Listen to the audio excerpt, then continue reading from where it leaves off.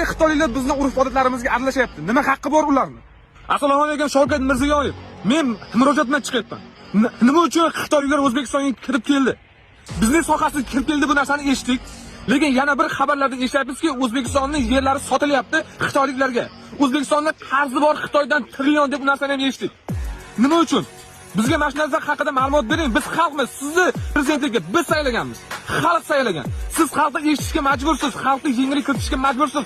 Spirtni narxini oshirib tashladinglar. Gazni narxini 1 yilda 3 marta oshirib yordinglar. Ya'ni gapirgan odamni qamoqqa tiqaysizlar. Xalqni unda kim eshitadi? Konstitutsiya juda ham mukammal ishlangan. Bizning qonunlar juda ham mukammal.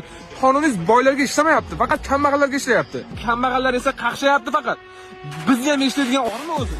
Uyg'onaylik, bir-birimizga padashki beraylik. Men olib chiqaman. Men hamma narsani olib chiqaman. Agar meni qamatib olishmasa, men O'zbekistonni yomonlamoqchi emasman. O'zbekiston bizniki.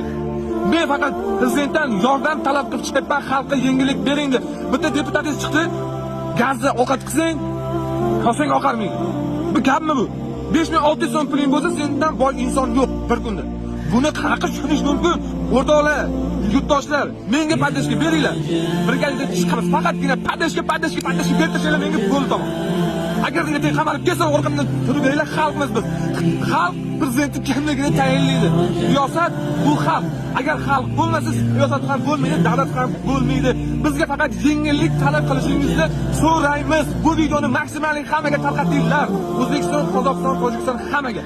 Albatta menga padashka bo'linglar, obuna bo'linglar. Menga yordam beringlar. O'zbekiston